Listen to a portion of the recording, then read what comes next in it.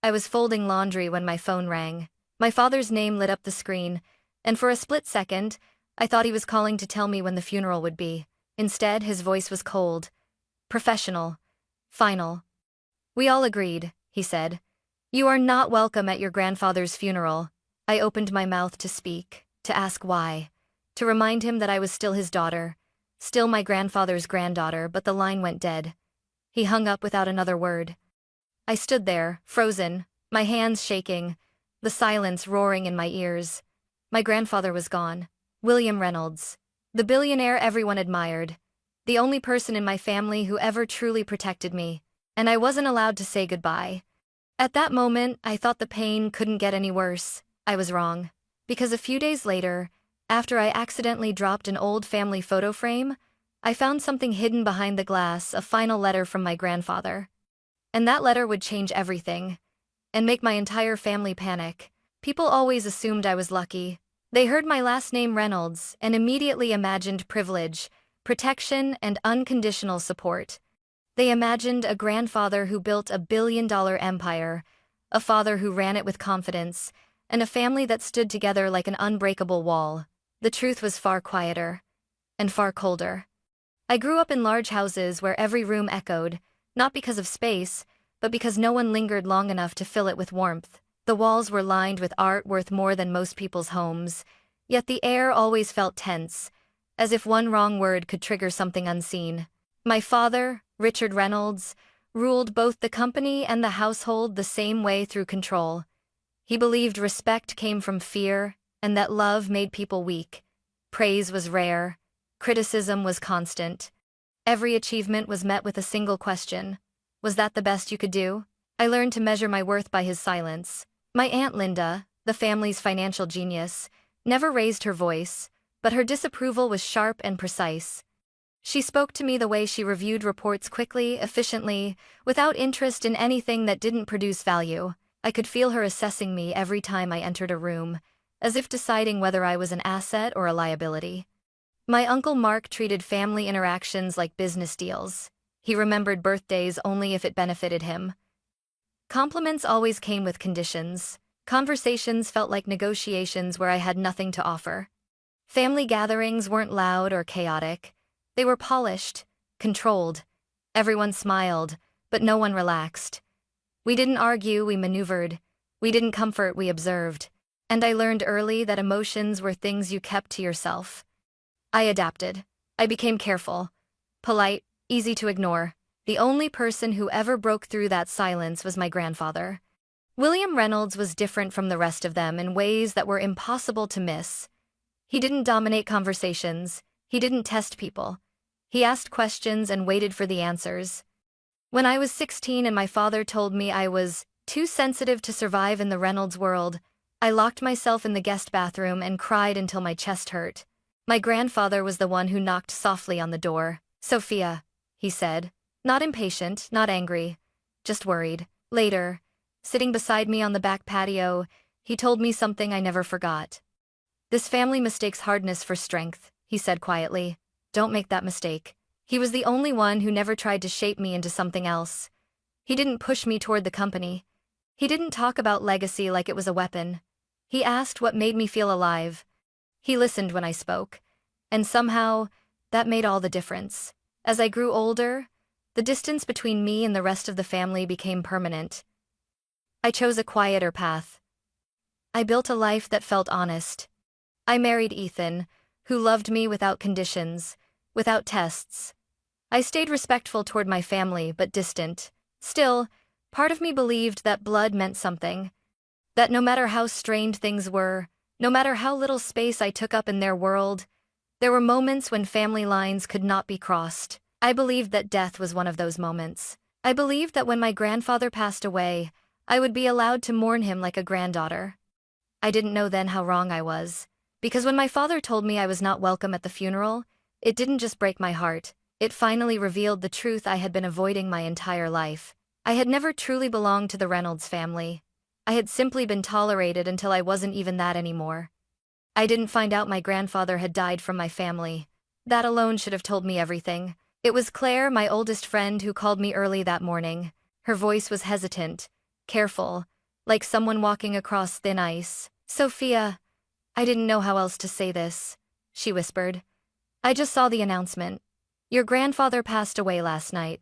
For a moment, I couldn't breathe. The room blurred around me. The mug in my hand slipped slightly, hot coffee spilling onto the counter, but I didn't feel it. All I could think was that this couldn't be real. I had spoken to him just days earlier. His voice had been weaker, yes, but still warm, still him. "I was going to visit him next week," I said, more to myself than to Claire. "He promised we'd talk. He always did." After I hung up, I sat in silence, staring at the wall, waiting for my phone to ring again. Waiting for my father, for my aunt, for anyone in my family to say, "We're sorry, we're coming together. You should come home." Nothing. An hour passed. Then 2. Finally, I couldn't take it anymore. My hands were shaking as I dialed my father's number. It rang longer than usual before he answered. "What is it, Sophia?" he said, his tone clipped, impatient as if I were interrupting a meeting. "I just heard about Grandpa," I said carefully. "Is it true?" There was a pause. Not the kind filled with grief, but the kind filled with calculation. "Yes," he replied. "He passed peacefully." I swallowed. "When is the funeral?" Another pause. Longer this time. "That's why I'm calling," he said, his voice suddenly distant. "We've discussed this as a family." A chill ran through me. "Discussed what?" "We all agreed," my father said flatly. "You are not welcome at the funeral." I laughed once because the words didn't make sense. "What are you talking about? He was my grandfather." "This is not a negotiation," he snapped. "You made your choices. You walked away from this family. Don't complicate things now." "I didn't walk away from him," I said, my voice breaking. "I loved him. He loved me. You can't take this from me." "You're being emotional," he replied coldly. "This is exactly why we made this decision. Dad." The line went dead. I stared at my phone, waiting for it to light up again, waiting for him to call back, to say he didn't mean it, that he'd spoken too harshly, that of course I could come. He never did. I tried calling my Aunt Linda. No answer. I texted my Uncle Mark, left on read. I even reached out to the family assistant, someone who had watched me grow up only to receive a stiff reply. "I'm sorry, Sophia. I'm just following instructions." Instructions. That was the word that shattered me. By nightfall, the reality had sunk in. My family wasn't grieving together. They were closing ranks, and I was on the outside. I sat on the edge of my bed, staring at the suitcase I had already begun packing out of instinct. Ethan sat beside me, his hand resting gently on my back. "They can't do this," he said quietly. "You should be there." "I know," I whispered. "But they don't care what's right. They care about control." For the first time, I felt something shift inside me, not just grief, but fear. Because if they were willing to erase me from my grandfather's funeral, what else were they willing to erase? The day of the funeral arrived without warning. No black dress laid out on my bed. No itinerary. No address. Just a quiet morning that felt wrong in every possible way. The world outside my window carried on as if nothing had happened, and that hurt more than I expected. I knew exactly what was happening miles away. The grand hall. The polished marble floors. The long line of black cars pulling up to the estate. I could picture my family standing together, accepting condolences, speaking in low, respectful tones. I wondered if my grandfather's name was spoken with genuine sorrow or with relief. I made coffee I didn't drink and turned on the television, then turned it off again. Every sound felt too loud. Every silence felt unbearable. Ethan asked if I wanted company. I shook my head. "I need to be alone," I said. "Just for today." He hesitated, then nodded.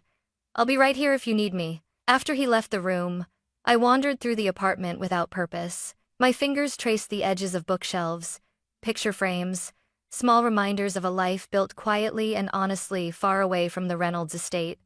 That's when my eyes landed on the old family photo frame. It sat on the lowest shelf, slightly crooked, something I'd brought with me years ago when I moved out for good. The photo inside was from a summer long ago, taken on the back lawn of my grandfather's house. He stood in the center, tall and smiling, his hand resting lightly on my shoulder. I remembered that day clearly. He'd pulled me aside afterward and said, "Keep this. One day it will remind you who you are." My throat tightened. I reached for the frame, meaning only to straighten it, but my fingers slipped. The frame hit the floor with a sharp crack. Glass shattered. I gasped and knelt down immediately, my heart pounding as if I'd done something unforgivable. "I'm sorry," I whispered instinctively, the words leaving my mouth before I could stop them. As I gathered the broken pieces, I noticed something strange. The backing of the frame wasn't flat. There was a slight bulge, barely noticeable unless you were looking for it. My hands froze. Slowly, carefully, I peeled the cardboard backing away. A folded piece of paper slid out. For a long moment, I just stared at it, my breath shallow, my thoughts racing. The paper was yellowed at the edges, creased as if it had been opened and closed many times. I recognized the handwriting immediately. My grandfather's. My hands trembled as I unfolded it. The room felt suddenly too small, too quiet, as if the walls themselves were listening. The first line stole the air from my lungs. "Sophia, if you are reading this, then I am no longer here and something has gone very wrong." I sank onto the floor, the letter shaking in my hands. As I read on, my grief shifted into something sharper. My grandfather wrote about his fears, about being pressured, about decisions made on his behalf. He wrote that he trusted me not because of blood, but because I had always chosen integrity over ambition. Near the end, one sentence stood out, underlined twice. "If my wishes are ever questioned, this letter is proof that I did not consent." Tears blurred the page. In that moment, everything changed. My family hadn't just shut me out of the funeral. They were hiding something, and my grandfather had known they would. I folded the letter slowly, my hands steady now, my heart pounding with a new understanding. This wasn't just about saying goodbye anymore. This was about the truth. And I was the only one holding it. I didn't tell anyone about the letter that night. Not Ethan, not Claire, not even myself, not fully. I placed it back on the table, smoothed the creases with trembling fingers, and stared at it as if it might disappear if I looked away for too long. My grandfather had known. That thought echoed in my head again and again. He had known they would try to silence me. He had known they would shut me out, isolate me, make me doubt my place in the family, and somehow, quietly, without confrontation, he had prepared for this moment. I barely slept. Every time I closed my eyes, I heard my father's voice again. We all agreed. I wondered when that agreement had been made. Around which table? In which room I was never invited into? The next morning my phone rang. I froze. It was my Aunt Linda. She hadn't called me directly in years. I let it ring twice before answering. "Hello? Sophia," she said, her tone unusually soft. "I heard you've been having a difficult time." I almost laughed. "You mean after being told I wasn't welcome at my own grandfather's funeral?" I asked. A pause, then a controlled sigh. "We didn't want to upset you. You didn't want me there," I replied. "There's a difference." She ignored that. "Your grandfather's passing has been very stressful for all of us. Emotions are high. Decisions were made quickly." "Decisions about me," I said. Another pause, longer this time. "Listen," she continued. "It's best for everyone if things stay settled. The estate is being handled. The will is clear. There's no reason to create unnecessary conflict." My grip tightened around the phone. "I haven't created anything. I'm just asking you to be reasonable," she said gently, but there was something sharp underneath her words. "You've built your own life. You don't need to be involved in this." I looked at the letter on the table. "I think my grandfather wanted me involved," I said quietly. Her voice cooled instantly. "Did he tell you that?" "No," I answered. "He wrote it." Silence. I could almost hear her calculating on the other end of the line. "Well," she said slowly, "whatever you believe you have, I strongly suggest you speak to a professional before making assumptions." "I plan to," I replied. She hung up without saying goodbye. That was when the messages started. My Uncle Mark texted, "Let this go. You don't want problems." A family lawyer I barely remembered emailed, offering to clarify the will if I had questions privately. Even an old family friend reached out, reminding me how fragile reputations can be. They weren't shouting. They didn't have to. Their message was clear. Stay quiet. Or else. Ethan watched me pace the living room, the letter clutched in my hand. "They're scared," he said calmly. They're powerful, I replied. And I'm just me. He took the letter from my hands and read it slowly. When he finished, his jaw tightened. You're not just anything. And this isn't about money. This is about your grandfather's voice being heard. I know kings that. That night I made a decision I had avoided my entire life. I stopped trying to keep the peace. The next morning, I scheduled a consultation with an independent attorney, someone with no ties to my family, no reason to protect their image. Her name was Rachel Moore. As I sat in her office, sunlight pouring through the window, I finally unfolded the letter and placed it on her desk. Rachel read it carefully, her expression shifting from neutral to intent. This, she said, tapping the page gently, is not just a letter of grief, it's a warning. I swallowed. So, I'm not imagining this? No, she replied firmly. And if your family is urging you to stay silent, that tells me everything I need to know. For the first time since my grandfather died, I felt something stronger than fear. I felt clarity. Whatever came next, pressure, threats, isolation, I wasn't alone anymore, and I wasn't backing down. Once I hired Rachel, the tone of everything changed. Not immediately, not dramatically. At first, it was too subtle to be coincidence. The calls stopped. For 2 full days, my phone stayed silent. No messages from my aunt, no warnings from distant relatives, no polite reminders to be reasonable. It felt like the calm before a storm, and that unsettled me more than the threats ever had. Rachel noticed it too.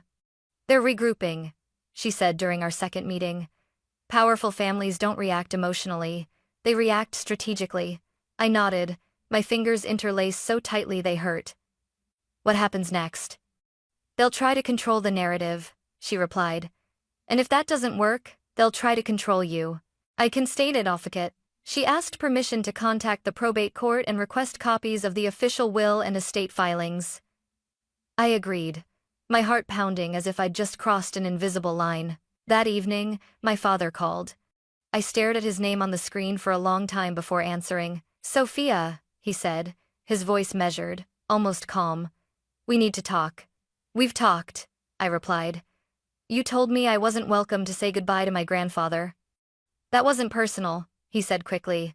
It was about stability. Stability for who? I asked. He ignored the question. I hear you've hired an attorney. Yes. A sharp exhale. That's unnecessary. So, was banning me from the funeral, I said. His patience cracked. You're making a serious mistake. I closed my eyes. Then, explain why. Another pause. I could almost hear him choosing his words carefully. The company, the estate, the reputation of this family, these things are fragile right now. If you push this, you could damage more than you realize. You mean, you, I said quietly. His voice hardened. I mean everyone. When I didn't respond, he continued, lower now. You don't have the resources to fight us. You don't have the influence. And dragging this into court will only isolate you further. I thought of the letter. Of my grandfather's handwriting. Of the way he'd looked at me the last time we spoke, as if he were trying to memorize my face. I'm already isolated, I said. You made sure of that. He ended the call without another word. The next day, Rachel forwarded me an email from the family's legal team. It was polished, courteous, carefully worded. They suggested mediation. They questioned the authenticity of any personal correspondence. They warned that false claims could lead to legal consequences. Rachel read it once, then looked at me. They're testing you. Testing what? I asked. Whether you'll flinch. I didn't. Instead, I handed her the letter again. This time, she studied it not as a document but as evidence. We'll verify the handwriting, she said. We'll request a forensic review. And we'll file a formal motion to pause estate distribution until this is resolved. My stomach twisted. They won't like that. No, she said evenly. They'll panic. That night, I couldn't sleep. Every creak in the apartment made my heart race. Every unknown number felt like a warning. I wasn't being followed. No one showed up at my door. But the pressure was everywhere in the air, in the pauses between messages, in the sudden friendliness of people who had ignored me for years. Ethan held my hand as I stared at the ceiling. You can stop, he said gently. No one would blame you. I turned to him.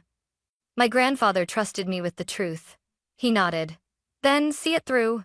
The following morning, Rachel filed the motion, and within hours, my phone exploded. Calls, messages, voicemails. My family wasn't asking me to be quiet anymore. They were demanding it. And that was when I knew I was closer to the truth than they ever expected. The meeting was scheduled for 10 o'clock. Rachel insisted we arrive early. This isn't just a discussion, she said as we walked through the marble lobby of the downtown office building. This is a power play. They're expecting you to hesitate. I didn't hesitate. The conference room was exactly how I remembered it. Long glass table, floor-to-ceiling windows, city skyline reflected on polished surfaces. It was the kind of room designed to make people feel small. My father was already there. Richard Reynolds sat at the head of the table, hands folded, expression carefully neutral. To his right was my Aunt Linda, impeccably dressed, her face unreadable. My Uncle Mark leaned back in his chair, arms crossed, watching me like a problem he hadn't decided how to solve yet. The family's legal team filled the remaining seats. No one stood when I entered. Rachel pulled out a chair for me and whispered, "Look straight ahead." I did. My father spoke first. "Let's get this over with." "Gladly," Rachel replied before I could. "We're here to formally address concerns regarding the validity of William Reynolds' will." Linda's lips tightened. "There are no concerns." Rachel slid a folder across the table. "Actually, there are several." I felt every eye turn toward me.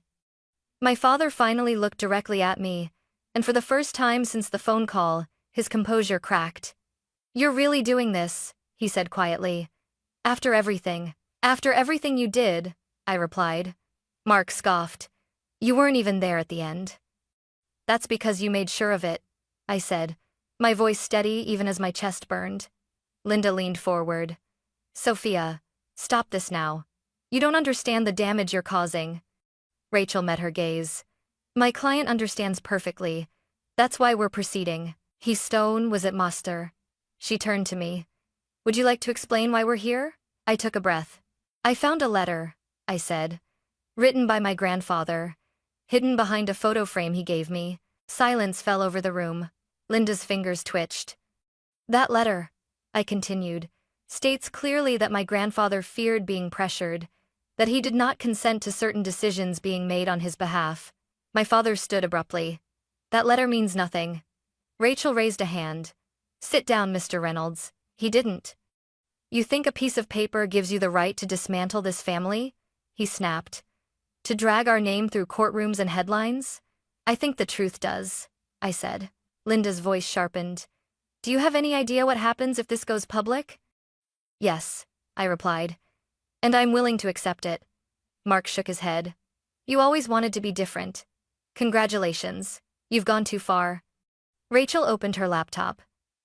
"We've already filed a motion with the court to pause estate distribution pending forensic verification of the letter." That was when the room changed.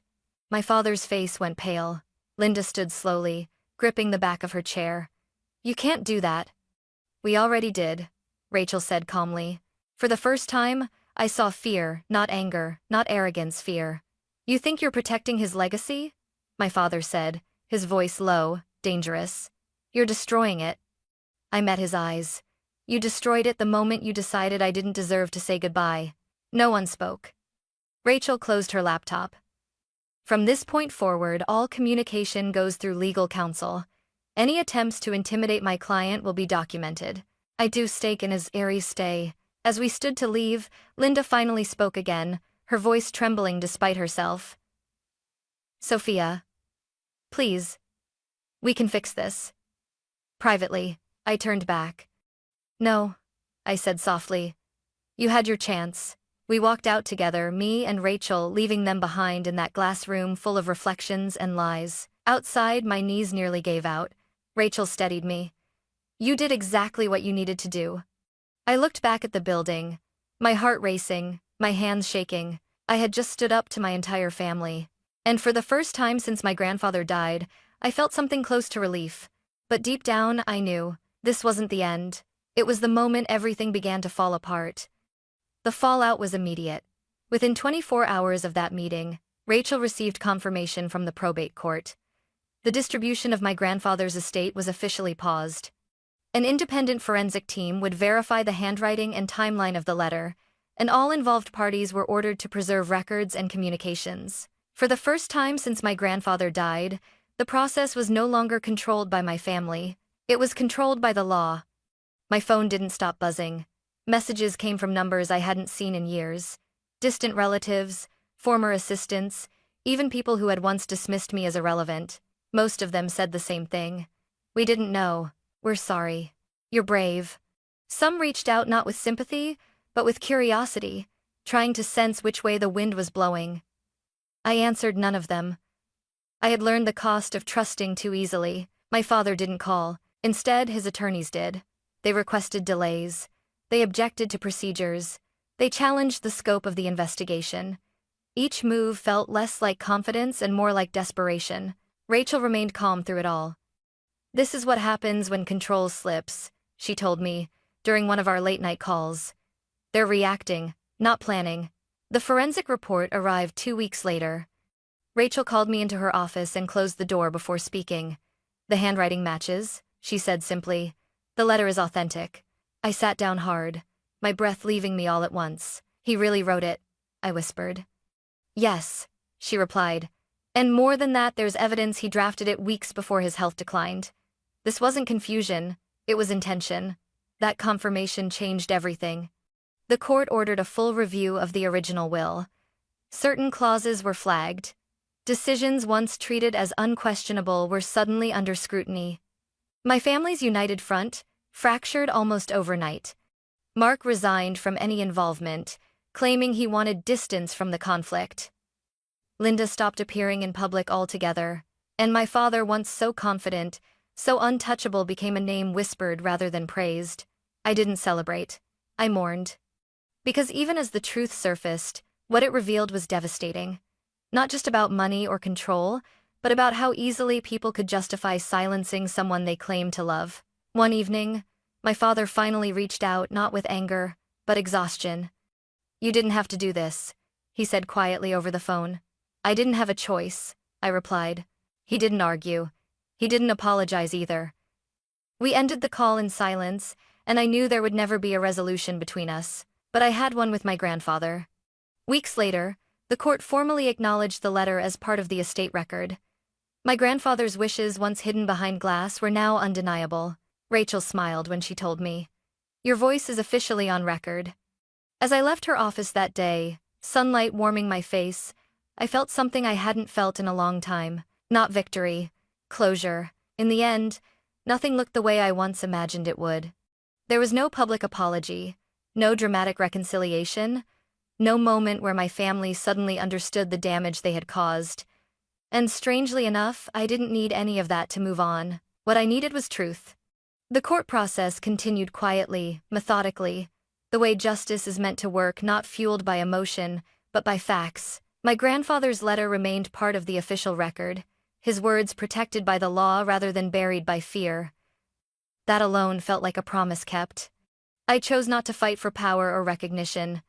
I didn't ask to be placed at the center of anything. What mattered to me was that my grandfather's voice was no longer silenced, and that I had finally learned to protect my own. My relationship with my family changed permanently. I set boundaries where I once begged for understanding. I stopped explaining myself to people who had already decided who I was. Distance, I learned, is not cruelty, it is self-respect.